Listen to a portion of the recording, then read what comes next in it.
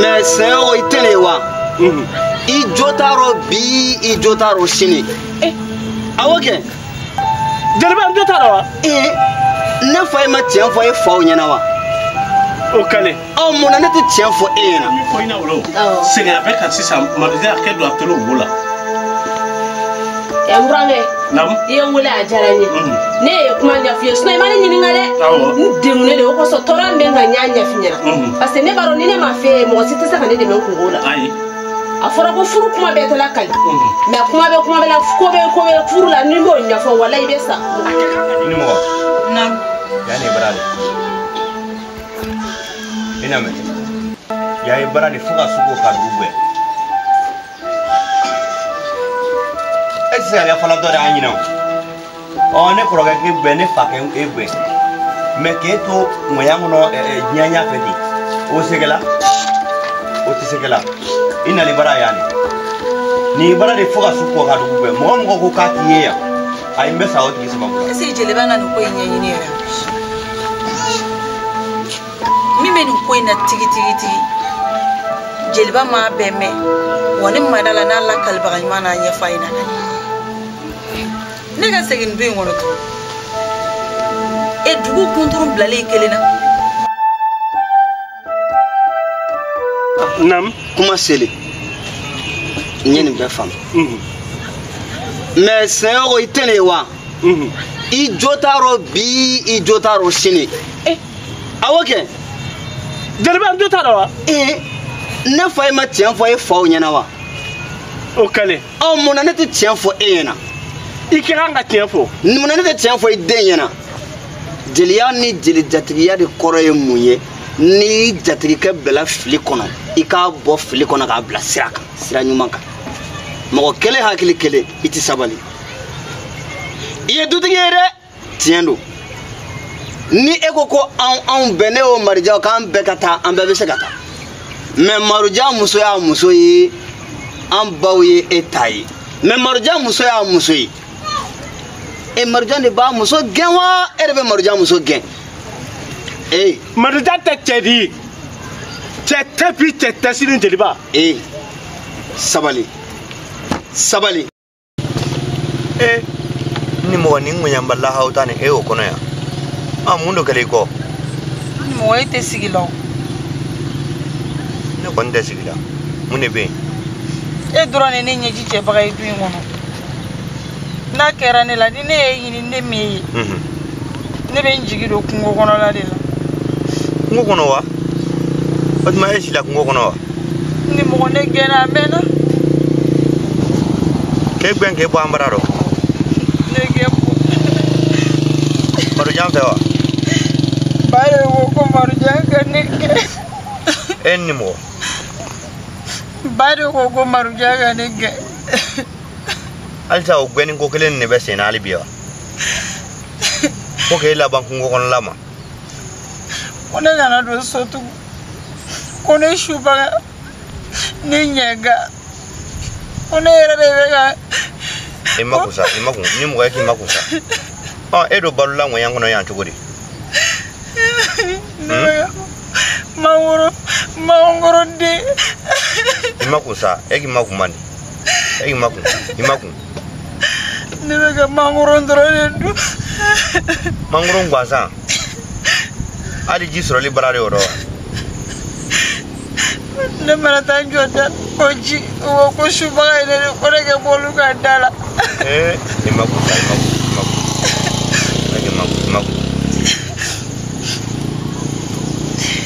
Foni kuma kale ni kungo kono mo re beina. Benni mo ni ala mo basike e ki labe. Ina famia ilabe. Ibwasi ni la bona. Ni mo. Ibwasi ni la bona. Yani nga ko ina bo. Nde tisika to kungo kono e falato le wa ite falatori ite yatimeri. Ke bab go fato. Ke bla kungo kono la nyanya feta. Wara bay ministre ndo ay bidumo. Mbala bulu wara kendu. Ni mo ite ne to ya. Baba na do kibe kan deme. Babi gengoy. Aja ambe boale. Ambe boanonte ebe sine bara yani nga ko ina bo. Akote to dane e kimakusa imaku akende imaku. Uli. Ni mo. E ala uli sa.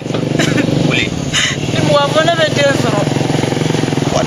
Ni mo kibe desro. Wallahi be desro. Kibe desro. Eke kidabla bani. Kidabla. Ni ma kidabla dro akote ina bota. Uli. Uli anga botu ngoko. Timiram sofe. Ne sujelewa. Eba. Eba le kalon tigi. Kalon la sula. Ba ne ma fo yen kalon tigi. Sa. Kalon la sula tela la nyina mala kalon la nyina mala tela la sula. Mramso. Namba. Ka bramso wo le ka bu ne ben no ya sisa. Akafen bala. Akafen bere pas de bala. Muranga ko ne. Awa, mramso sigia.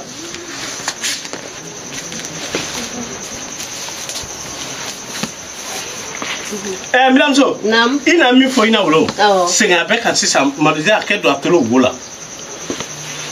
Mrange. Nam. Ye wole ajaranye. Ne kuma nya fiye sno imani nyini ngale. Awo. Ndengune le ko so tora mbenga nyanya finyana. Parce que ne baro ni ne ma fe mo site sa kan de men kungola. Ai. Afora ko furu kuma betela kali. Mais kuma be la ko be furu la ni mo nya fo wala ibesa. Ake ka nya fo. Idenga signifiant ne te galola da de furu woro tane ba ne nyogote. Wani ma bola no fene aw yene nyini ndi aw tara ne nyini mansa u fe kusebe ne nana ni furu stari akon na de idenga signifiant te do ne kan kle ate do ne idamna kyatala akadable ali ato aka ka manya ali suro ne tume so tene sura mi ne en nyogonche sa ko abenye fo comme mbanga kuma la ne ka mala ma ko fo afo ne o le fe ali su kono ko jelente su kono ko jelente ne na kuma akume kyatala boy neko na ma fie ko chekroba be kuma la yi kana kuma ta ne da yininga ni di bulo krata ko ni mi bulo ni mi sa fi no ko di ka fo matu abet le akunfe wallahi mbanga be shi akunfe ate donne ka sufe ni ya don to e droit le fe abeni imeru ka alaje ni ebi ka so na ya ete droit be bo ne rebe tiade do ne patre no me la furu ni na masigila ate de ila ne ta de ila furu de be en nyen nyogonte furu woro tani ba nyogonte ne ta da ila chere de do miram sa kanja marja namba nyema kuma ma flitere ina fam ele mane peu ne la ba télé de ma bossa ne tiye sona télé tiye sona su marja me fait me fole na bolima hali ki re fa ko sanke ba ne na fiye kana nin ka kuma la men nin be keliya kande awo keliya kan awo aka keliya kan fo ani jota sa don te ya wala ka keliya ala le bo don o ba aka keliya re lawa no me aka keliya re lawa ni ama kaka keliya kan fo la sege mi fo le nyano ate ita bonguna aka boy kuna wa ni bulo sera mbira muso ma fo ka ti sa muso kusila gnya fa eti ma do yena ko mbanga ngani kuma man ta ko wala akala no ingata ni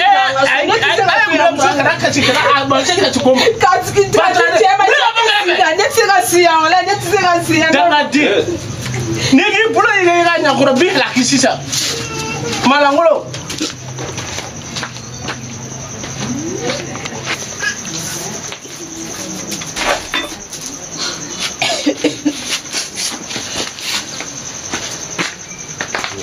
Nam. Yani brale. Ina me. Ya brale fuga sugo ka dugwe. Ese ya fala dore anyina. O ne koroga ke gbe ne fa ke egbe. Me ke to moyangu no nyanya feti. O segela o tɛ se kɛla i nali bara yani ni bara de fo ka su kɔ ka dugu bɛɛ mɔgɔ ko k'a t'i ye yan ayi n bɛ sa o tigi sababu la ne hakili ko mɔgɔ ale ne t'a dɔn ko kelen ale tiɲɛ furu woro tan tiɲɛ furu woro tan sigilen yɔrɔ min na bɛɛ o lɔ ka e bɛɛ diɲɛ ɲina n bɛ tɛ mɔgɔ denni o dɔn wa ba ye mɔgɔ denni ne bara dɔ yan ni mɔgɔ ne kɔni b'i farati ne ladon ne yan wallahi ba bɛ wɔrɔ min na bi Sinayogo Sinaba Tansoko bayabula tamusa bayabula noya musa ni keleya musa ni wanyaga musa ani wanyaga suruba fakole kumba fakole daba jamja kole barama kole baranda bula kam mo lande bula te fennande bula wuru bula lifu wete ba marhaba kera togodi arabe sumogo ishi wete aba karim feme ma sena telera feme ma de la tele o sena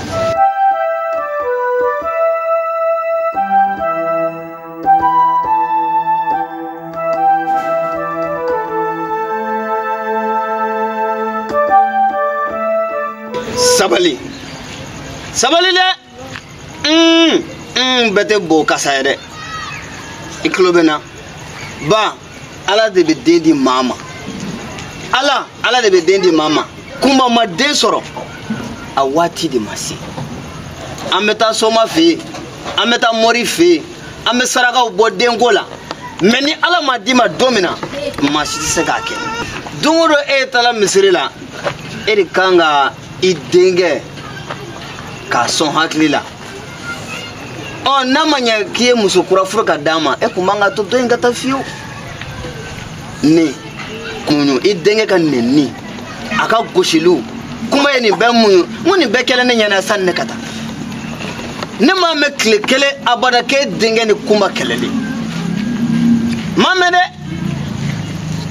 du muso folo e bura muso folo ale de be aw mene togo don ni e dunani eba don ni mena dem e bi sana subaka kuma mbida o dabla jeliba ilo name jeliba e fawo ye ne fawo ka jeli ne fawo sone e toma e fawo tama mais amaka kalo sira jeliba nam ala e den roya kuma ye nam subaka de ya bedum